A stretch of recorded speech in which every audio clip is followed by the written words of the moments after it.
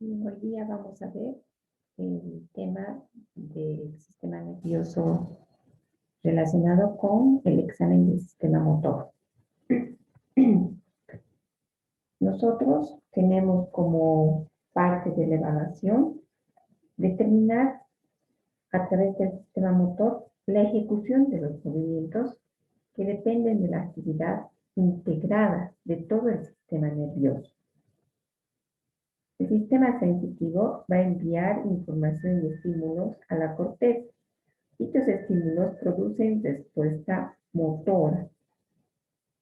Los movimientos van allá entonces regulados y controlados por los cambios basales y por el cerebelo. Se puede decir que el movimiento tiene la posibilidad de ser voluntario, involuntario o autonómico y además reflejo. Entonces son estos los indicadores que vamos a ir a determinar a través de lo que corresponde el examen del sistema motor. Para eso es importante hacer una rememoración de la parte anatómica e indicaremos que el movimiento voluntario va a depender del sistema motor piramidal. El movimiento involuntario también se denomina autonómico y es producto de la función del sistema extrapiramidal. En relación al movimiento reflejo, va a estar controlado por el sistema extrapiramidal y a la vez es decir, el sistema extrapiramidal va a estar controlado por el sistema piramidal. Entonces, si ustedes se dan cuenta, es un complejo de engranaje relacionado con el sistema motor que nosotros vamos a desglosar en el examen para que se pueda entender en la evaluación del sistema piramidal y del sistema extrapiramidal. Para esto es importante también tener en cuenta que el cerebelo, por su parte, va a constituir va a ser una especie de monitor de esta red de conexión. Fisiológicamente, entonces, el sistema motor piramidal va a denominarse como la neurona motora superior o también denominado aparato central, considerado a sus fibras descendentes corticoespinales y también a las fibras descendentes reticuloespinales, todas las cuales van a actuar sobre las neuronas de las astas anteriores de la médula espinal. Como están observando acá en el dibujo, todo aquello que está en la gráfica celeste. A partir de las neuronas de las astas anteriores de la médula se tienen a sus axones.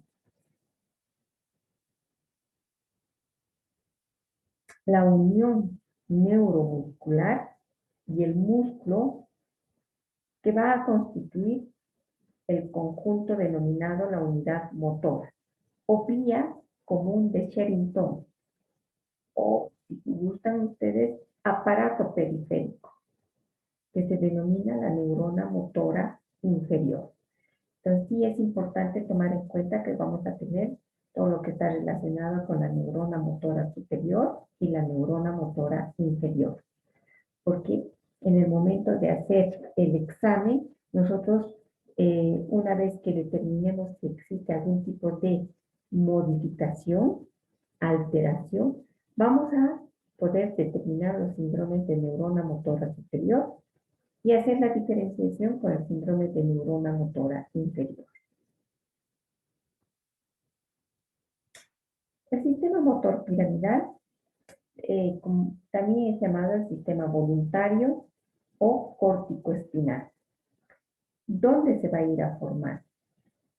Los axones que forman las fibras del sistema motor van a partir de las neuronas corticales que están a nivel del área 4, que ocupa la posición anterior de la cisura de Rolando. Si ustedes se acuerdan, anatomía, o también la cisura de Rolando, que se denomina sulcus centralis, ¿no? las subcentrales y las zonas adyacentes a la circunvalación central, que están en relación con el área 6 y el área 8. Son células piramidales denominadas células de Bell, que tienen el aspecto de integración motora. La representación corporal del área de la corteza se encuentra en sentido invertido, si ustedes se fijan. Está en sentido invertido, con la cabeza hacia abajo y los miembros inferiores hacia arriba. El homúnculo corporal de Jasper y Penfield esquematiza esta disposición anatómica fisiológica, es decir, este homúnculo, ¿no? Entre las áreas 4 y 6 existen conexiones que están relacionadas con la corteza sensitiva tanto parietal como temporal y con el hemisferio opuesto, a través de lo que es el cuerpo calloso, que tiene gran importancia porque de igual manera estas áreas se van a conectar con el cuerpo estriado por medio del tálamo, con la formación reticular y con el hemisferio cerebeloso contralateral.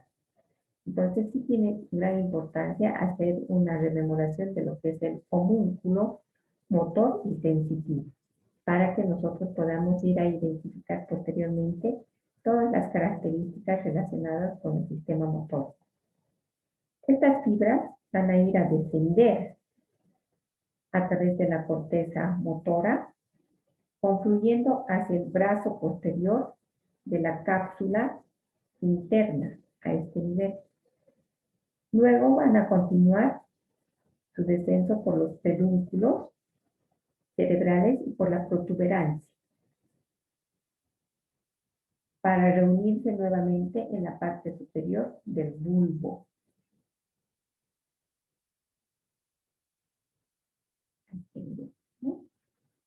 De esa manera se van a formar las pirámides vulvares. Por debajo del bulbo va a haber una decusación con el lado opuesto y se van a dirigir hacia atrás alcanzando los cordones posterolaterales. Entonces, esta es importante tomar en cuenta este aspecto porque de acuerdo a esto nosotros vamos a tener también manifestaciones que debemos ir a determinar. Y de esta manera, a nivel de la médula, se va a formar los haces laterales posteriores de la médula espinal, constituyendo lo que son los haces piramidales cruzados, como están observando este nivel, los haces cruzados. Otras fibras en mucha menor proporción que no se decrusan van a continuar formando los haces piramidales directos, aunque se sabe que eventualmente también se cruzan a nivel de la comisura gris y a distintas alturas de su trayecto. Pero existen algunas fibras que no se cruzan descendiendo junto con los haces piramidales cruzados, como estamos viendo acá, para terminar en las astas anteriores de la médula del mismo lado. Estas terminan en las astas anteriores, ¿no? En la práctica clínica, la importancia del sistema piramidal está dada por el haz piramidal cruzado, por su predominancia fisiológica y por la presencia de manifestaciones patológicas que nos van a demostrar a través de los signos las lesiones que pueden estar situadas por encima de la decruzación, que se manifiesten al lado contrario, y signos de lesiones situadas por debajo de la decruzación que se presenten en el mismo lado del cuerpo. Entonces, para que nosotros tengamos en cuenta, es importante tomar el nivel de la decusación. ¿Por qué? Nosotros tenemos que saber que va a haber manifestaciones patológicas que van a estar relacionadas con, existen estas manifestaciones patológicas por encima de la decusación, pues estas van a estar a nivel del lado contrario del cuerpo. Pero si las alteraciones que vamos a encontrar, la sintomatología que vamos a encontrar es después de la decusación, pues se va a presentar en el mismo lado del cuerpo. Eso sí es importante que vayamos a tomar en cuenta, por favor.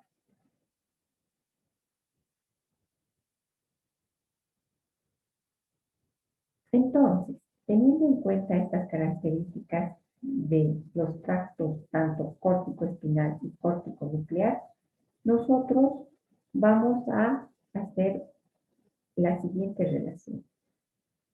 El sistema piramidal va a estar a cargo de los movimientos voluntarios, aislados y especializados. Como habíamos dicho, va a tener origen a nivel de la circunvolución precentral y postcentral. Y por otro lado, las fibras córtico-espinales mielínicas son pequeñas y de construcción lenta, que es otra característica que tenemos que tomar en cuenta. En cambio, en el sistema extrapiramidal, nosotros vamos a tener fundamentalmente que mantener el balance, la postura y el equilibrio mientras se realizan los movimientos voluntarios. Va a estar en relación con el control automático del tono muscular y de los movimientos asociados. Y va a realizar ajustes frente a cambios del medio externo. Entonces, todo esto va a estar dado por el sistema extrapiramidal, que también tiene función a través del sistema piramidal. Pero vuelvo a reiterarles, nosotros estamos viendo de forma aislada para que pueda ser comprendida mejor la relación del examen del sistema motor. ¿Por qué? Porque cuando nosotros vayamos a evaluar, vamos a dividir en el sistema piramidal y en el sistema extrapiramidal. ¿Y qué es lo que vamos a evaluar en el sistema piramidal? Pues en el examen físico vamos a ir a hacer la evaluación del estado muscular y el trofismo. Vamos a evaluar los movimientos y la fuerza muscular. Entonces, por un lado, haremos de esta forma el examen del sistema piramidal.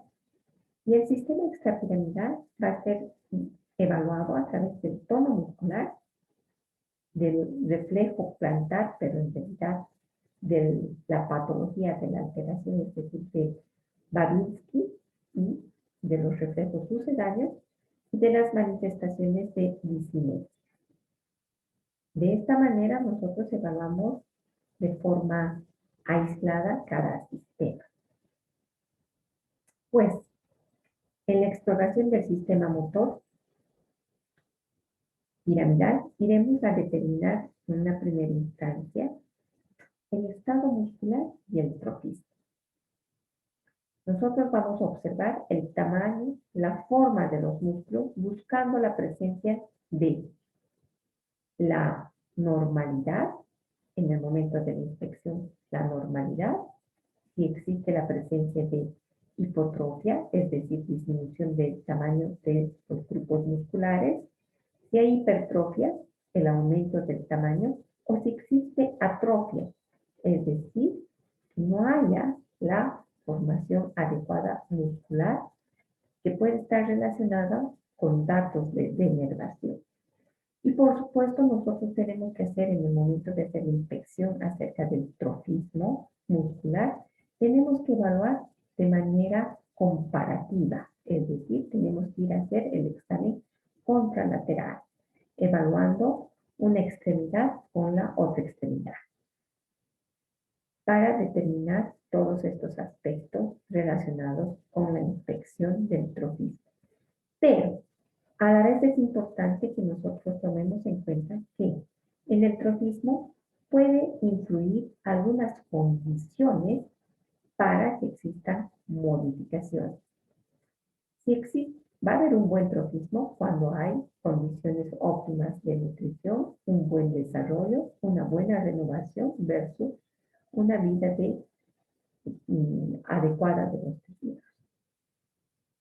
Si bien es una valoración subjetiva de la masa muscular y de su volumen, pues sí podemos realizar de manera indirecta con la inspección, determinando justamente estas características. No solamente vamos a ir a determinar el tamaño y la forma, sino y determinaremos el trofismo muscular propiamente a través de la normalidad, la hipotrofia, la atrofia y la hipertrofia, y haciendo el examen de forma comparativa. Como vemos acá, en estas gráficas, por ejemplo, estamos observando que a nivel de las extremidades inferiores, si se fijan del lado derecho, esta extremidad tiene una disminución en el tamaño. Hay una disminución del trofismo muscular de toda la extremidad inferior derecha en relación con la extremidad inferior izquierda.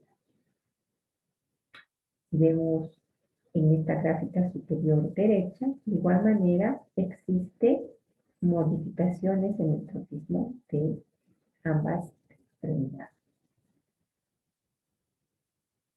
En esta persona estamos mostrando, por ejemplo, cómo se están evidenciando tan bien, tan determinados los grupos musculares en esta persona que tiene hipertrofia muscular debido a la actividad física que realiza, donde se está observando ambos, si hacemos un corte sagital, dividimos en el cuerpo derecho e izquierdo, vamos a ir haciendo la comparación de la musculatura y vemos que hay hipertrofia de todos los grupos musculares, ¿no? Y se dibujan de manera adecuada. O sea, esto ya es hipertrofia relacionada con el fisicoculturismo, por ejemplo.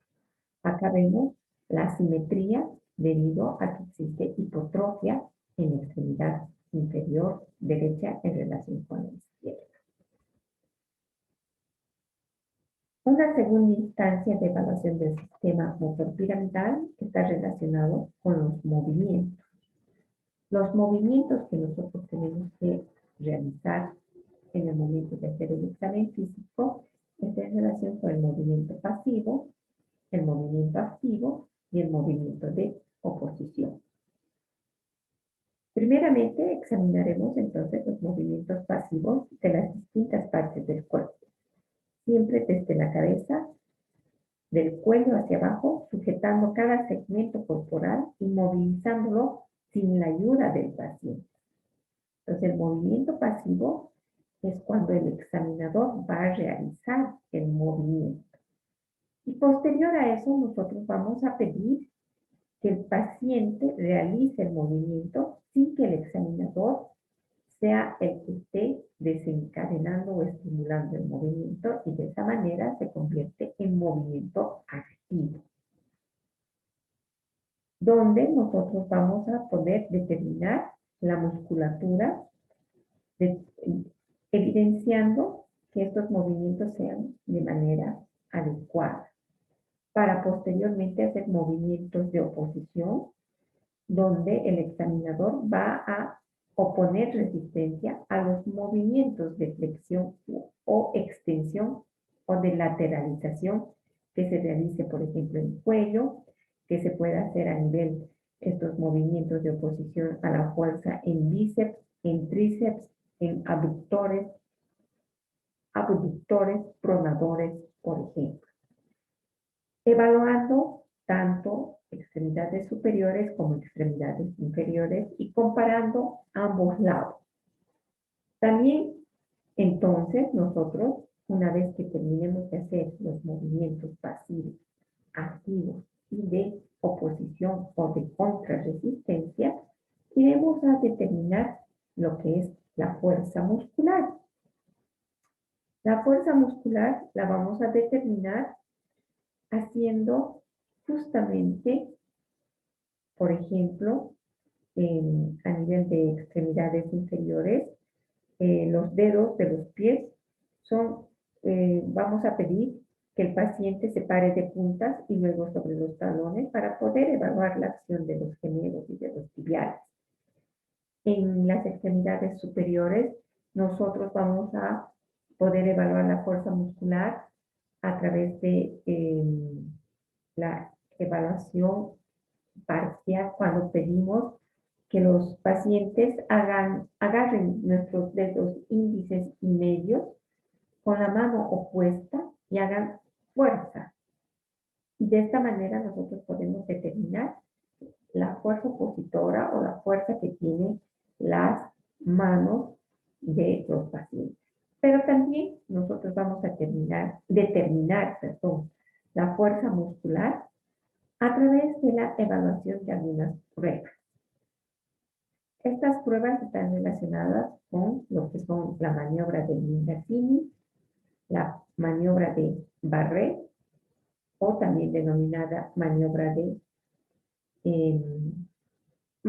Barré para miembros inferiores, maniobra de Mingasini para miembros inferiores, que puede ser para miembros superiores, al igual que la maniobra de Barré para miembros superiores. Entonces, ¿en qué consisten estas maniobras? La maniobra de Mingasini para miembros superiores consiste en que el paciente puede estar en bipedestación o en sedestación, con los brazos extendidos hacia adelante, con los ojos cerrados en caso de debilidad. Si es que hubiera debilidad, el miembro afectado tiende a caer. Para acelerar o sensibilizar la prueba, se indicará al paciente que mantenga los brazos elevados a menos de 90 grados en relación al eje del cuerpo. Y de acuerdo a eso, nosotros vamos a ver si alguna de las extremidades superiores tiende a caer. Entonces, esta prueba de Mingasini para miembros superiores será positiva. La prueba de Barré consiste en que el paciente va a estar en decúbito prono con las extremidades flexionadas. Las piernas van a estar flexionadas en un ángulo recto. A menos el miembro afectado, por ejemplo, puede caer rápidamente, ¿no? Esta es la prueba de Mingasini.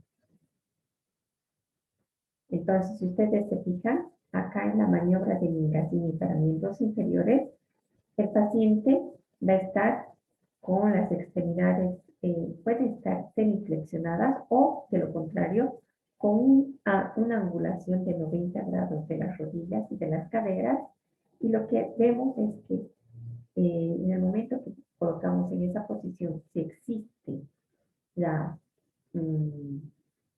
disminución de la fuerza muscular, inmediatamente una de las extremidades va a ir cayendo lentamente, o de lo contrario puede caer bruscamente. Y a esto se denomina prueba de Mingasini positiva. En cambio, la maniobra de Barré para extremidades inferiores consiste en que el paciente está en decúbito en decúbito ventral, y vamos a colocar o pedimos al paciente que flexione las rodillas a 90 grados. Al estar con las extremidades, con las rodillas flexionadas, una persona normalmente puede mantener en esa posición las rodillas, pero si existe disminución de la fuerza muscular, puede ir cayendo paulatinamente una de las extremidades. Si existe la total abolición de la fuerza muscular, de la fuerza muscular, esta extremidad va a caer bruscamente sobre la superficie que está realizando el examen. Entonces, sí tiene gran importancia saber identificar si existe una caída lenta, progresiva, que se denomina paresia, o si va a caer bruscamente una de las extremidades, que podría identificarnos lo que se denomina plegia.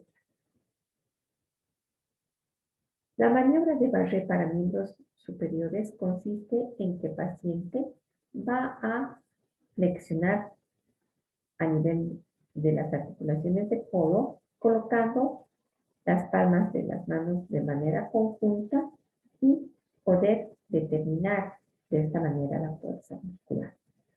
O de lo contrario, se hace colocar en las extremidades superiores, como están observando acá, extendidas y de manera ven si estas van a tener disminución de la fuerza o directamente falla en la fuerza muscular, es decir, parecia o plegia.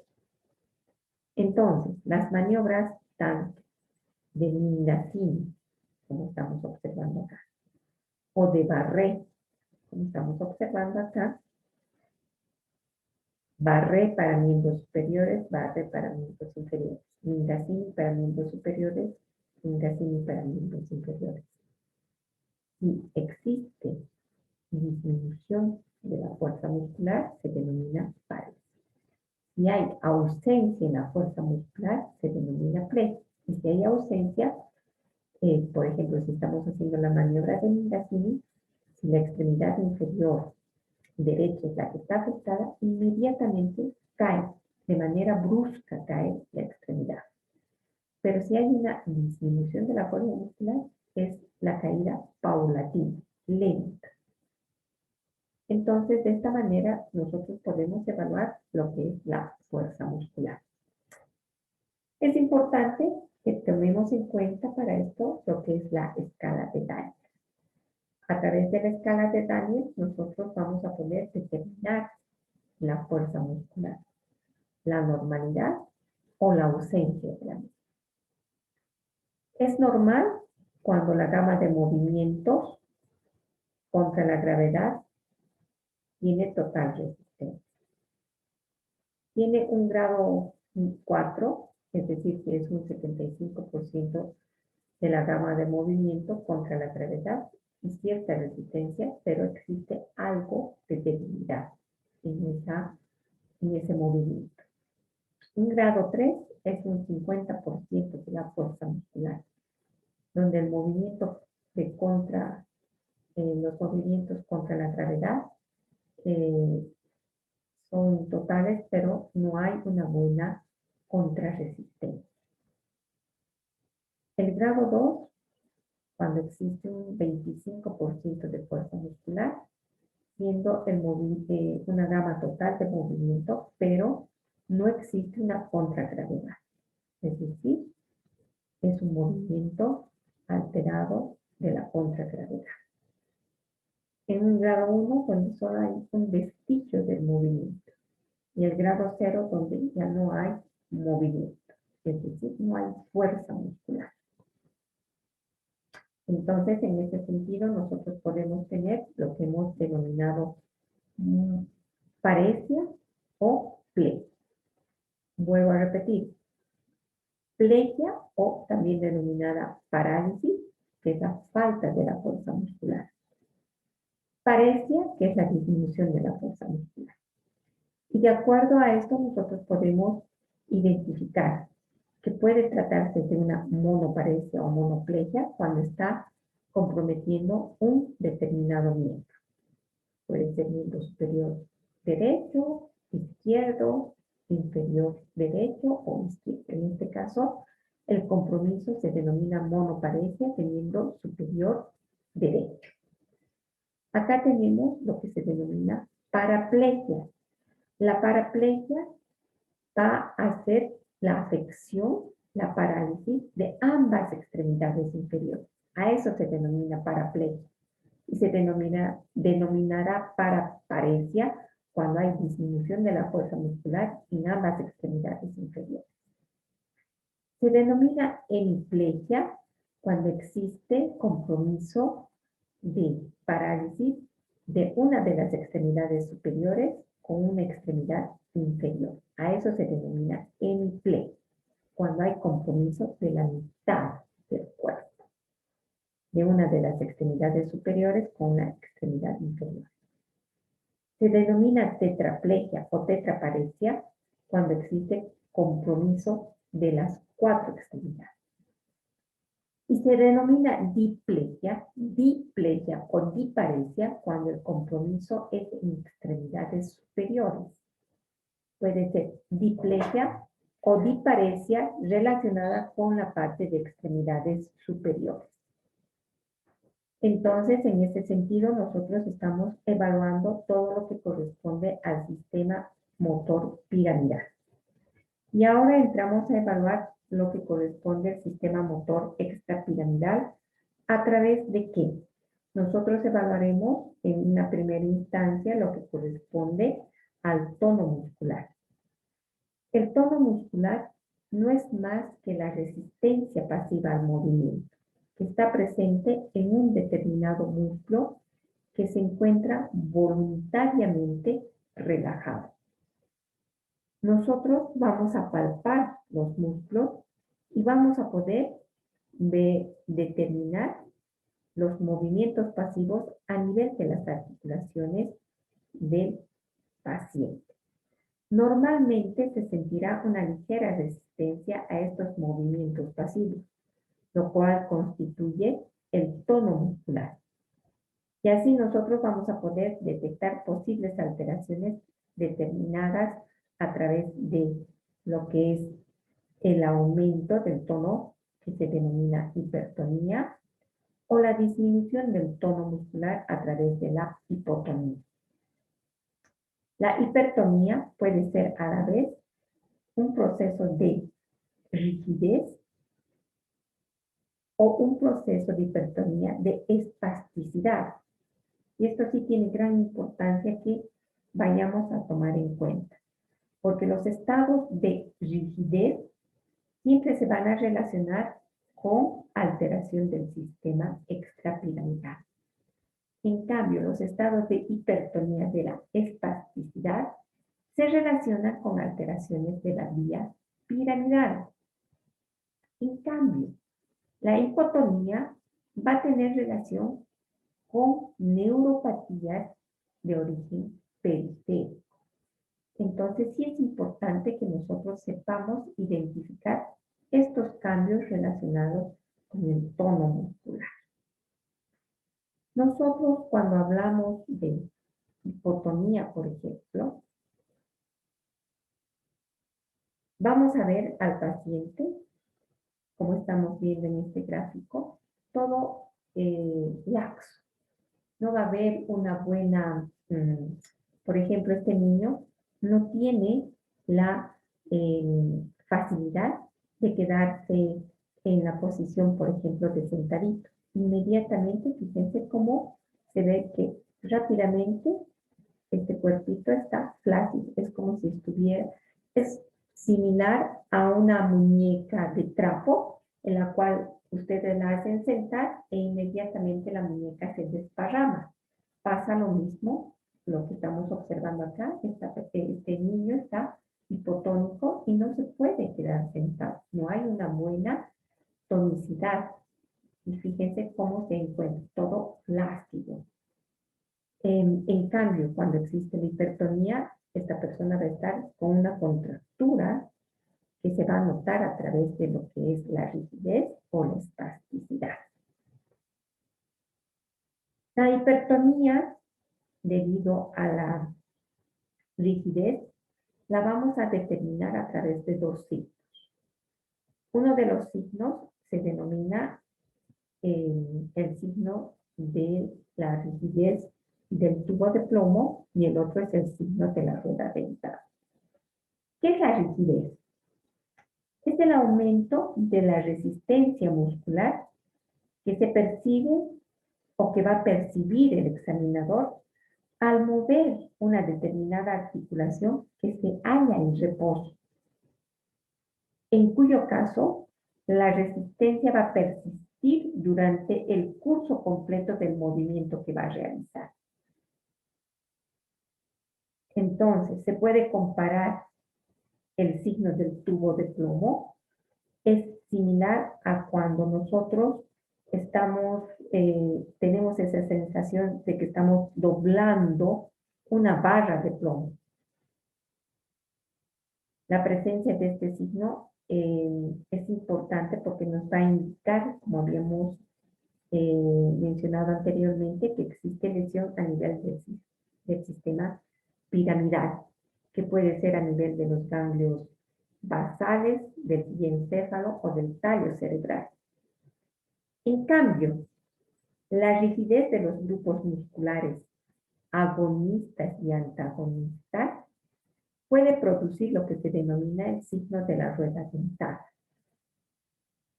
debido a que la resistencia del movimiento que se realiza no es persistente durante el curso completo del movimiento, sino es secuencial, como están observando acá.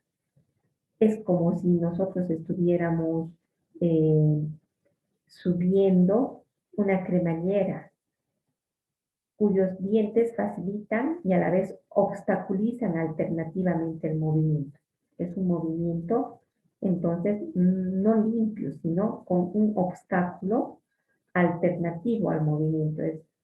Por eso se menciona como si se estuviera subiendo una cremallera circular.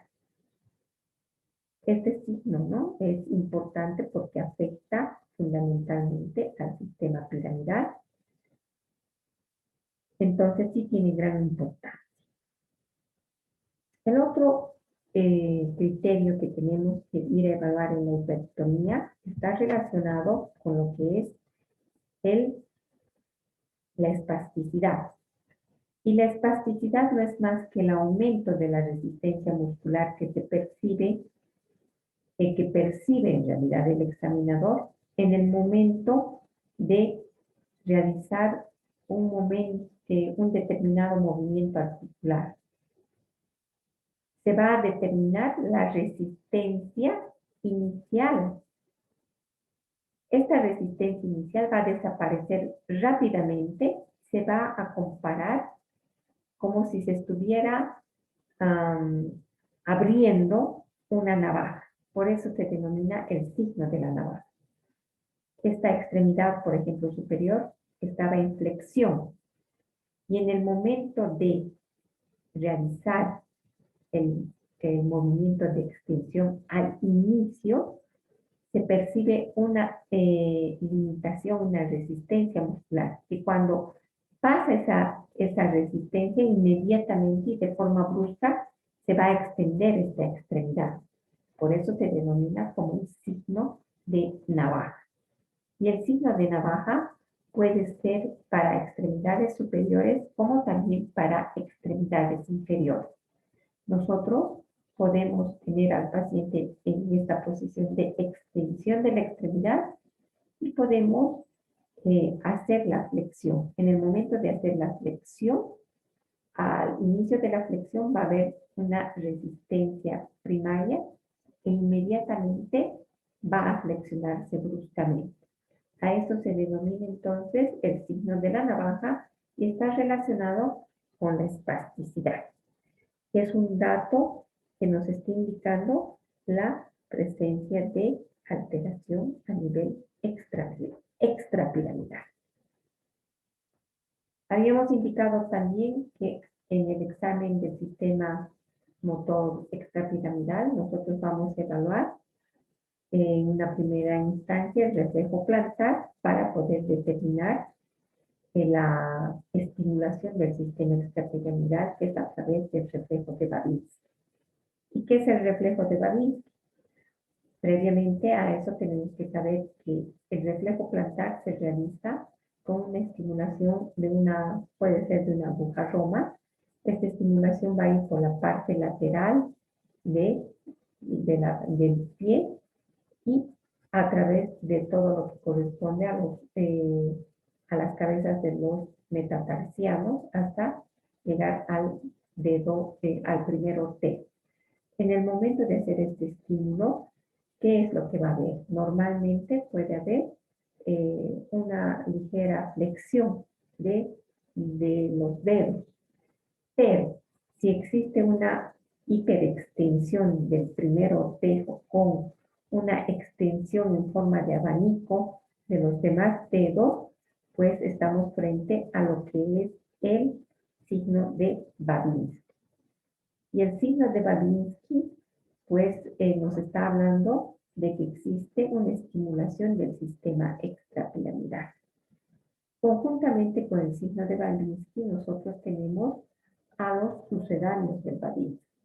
Los sucedáneos del Babinski, los más relevantes, son el reflejo de Shadow, el reflejo de Schaffer, el de Oppenheim y el de Gordon.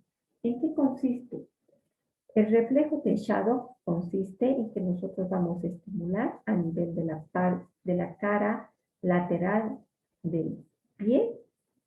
Vamos a hacer un estímulo puede ser con una aguja roma, e inmediatamente se va a desencadenar el reflejo de Babinski. Es decir, va a haber la apertura y la separación del primer ortejo con la extensión de los demás ortejos.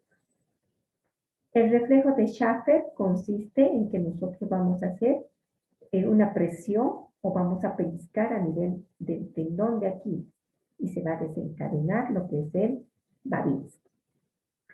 En el reflejo de Oppenheim, nosotros vamos a estimular la cara anterointerna. Podemos hacer fricción a nivel de la cara anterointerna, de la extremidad inferior, de la pierna, y vamos a obtener lo que es el reflejo de Babinski. Y por último, el reflejo de Gordon consiste en hacer presión de los gastronemios, pero no como se está viendo en esta gráfica. La presión se hace a nivel de los gastronemios. Pellizcamos a los gastronemios para determinar si hay la presencia del reflejo de Babinski. Entonces, con estos criterios nosotros podemos identificar lo que es el Babinski y los sucedáneos, que van a estar presentes cuando existe una sobreestimulación del sistema extrapiramidal. Por último, también es evaluación del sistema extrapiramidal en los movimientos involuntarios. Los movimientos involuntarios se denominan disinesias. Las disinesias aparecen como consecuencia de una actividad deferente anormalmente baja del globo pálido, secundaria a la reducción tónica y fásica del núcleo subtalámico al globo pálido, fundamentalmente. Y como habíamos indicado anteriormente, son movimientos involuntarios anormales por aumento de la motilidad. Estos movimientos anormales involuntarios pueden ser síntomas de varios desórdenes neurológicos y se distinguen en varias causas subyacentes. Dentro de la clasificación, por ejemplo, nosotros tenemos todos estos criterios de disinesia. Los temblores son movimientos involuntarios que pueden ser rítmicos de reposo, por ejemplo en el Parkinson, o pueden ser movimientos involuntarios intencionales cuando hay patología a nivel del cerebelo. Pero también pueden haber otro tipo de temblores de otra característica. Puede haber temblor fisiológico, puede haber de otro tipo de causas. Entonces, sí es importante que nosotros sepamos identificar. Pero de forma general, nosotros vamos a indicar que son movimientos involuntarios rítmicos. La atetosis está relacionada con movimientos involuntarios que pueden ser lentos, cortos, que pueden estar presentes a nivel de la cara, pueden estar presentes a nivel de los dedos y de las manos. Generalmente son estos movimientos lentos y continuos que están en los extremos distales de los miembros, que pueden ser de tipo rotatorio u ondulante. Esa característica tiene, que pueden ser rotatorios u ondulantes. La corea también es un movimiento involuntario, pero brusco, amplio, abarca una o todas las extremidades. La corea puede ser, por ejemplo, la corea de Huntington, o puede haber la combinación de movimientos coreo-atetóxicos, que es la combinación de ambos movimientos. Entonces sí es importante tomar en cuenta esta característica. La distonía está relacionada con trastornos posturales, donde hay fluctuación del tono contra la gravedad. Va a haber son producidos por posturas corporales distorsionadas por periodos prolongados de tiempo, con rotación y abducción de miembros e hiperextensión de la columna por contracciones sostenidas de los músculos dorsales. El vagismo es un movimiento paroxístico brusco de las extremidades, con gran desplazamiento del miembro afectado, con una semicircunducción que puede ir de adelante hacia atrás o puede ser viceversa, y por lanzamiento de disco. Esto se puede dar por lesión a nivel del núcleo subtalámico de Lewis, por ejemplo. En relación a las mioclonías son movimientos breves, producen músculos individuales. Generalmente puede estar relacionada por lesión de la formación reticular o a nivel del cerebelo. Como habíamos indicado, son movimientos breves en músculos individuales que pueden estar frecuentes en la epilepsia o en la encefalitis, por ejemplo. Los tics son movimientos coordinados, repetitivos, que pueden ser por causa psicógena, que pueden ser habituales y muchas veces son involuntarios. Aparte de estas disquinesias, también nosotros tenemos que tomar en cuenta lo que son la mioquimia. La mioquimia no es más que el movimiento de fibras musculares que pueden estar localizados, por ejemplo, en párpados, en el borde de los deltoides, que se hacen más aparentes. Dentro de otras syncinesias tenemos las fasciculaciones, que son contracciones aisladas de la fibra muscular sin desplazamiento muscular. Caracterizan a una lesión de la neurona motora inferior. Entonces sí tiene gran importancia saber identificar lo que son las fasciculaciones.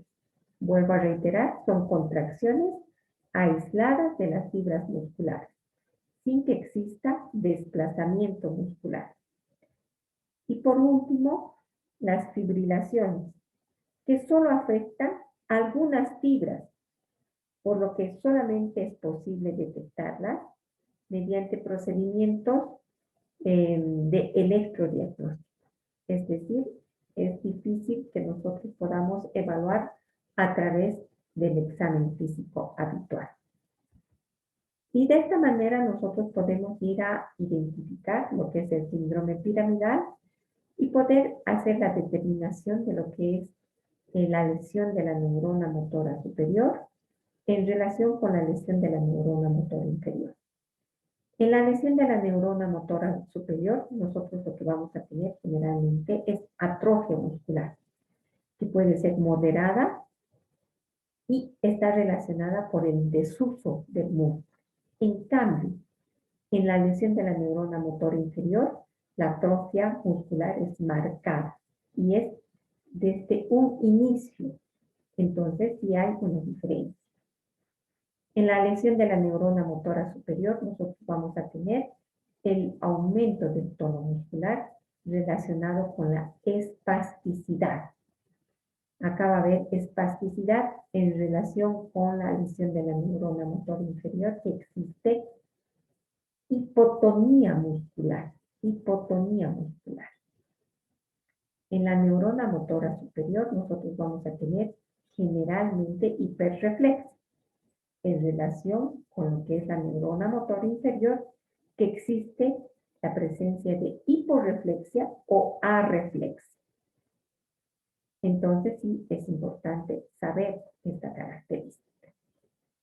El Babinski es positivo en la lesión de la neurona motora superior.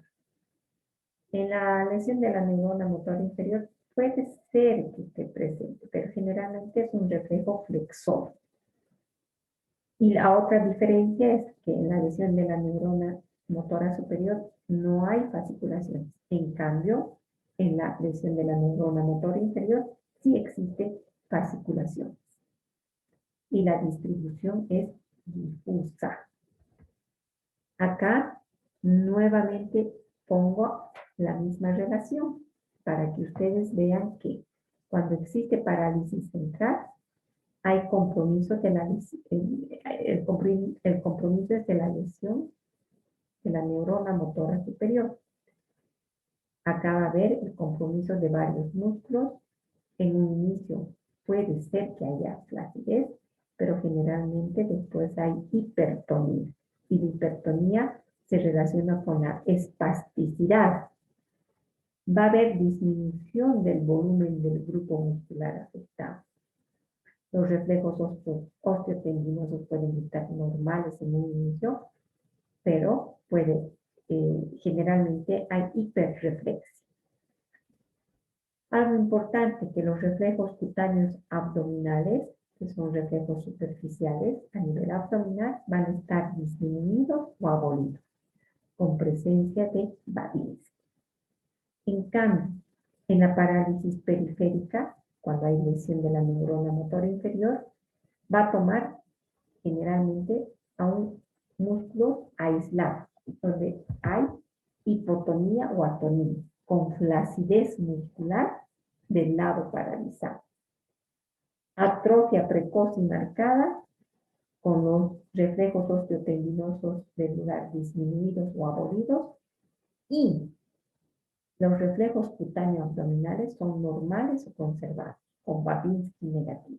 Entonces acá estamos volviendo a hacer énfasis con algunos aspectos más para que ustedes puedan entender. Entonces, de esta manera, nosotros estamos haciendo la evaluación de lo que es el sistema motor piramidal y extrapiramidal. Con esto, entonces, concluimos, chicos. Esta es la literatura en la que me he basado para esta orientación. Les agradezco su atención. Que tengan una buena mañana. Hasta luego.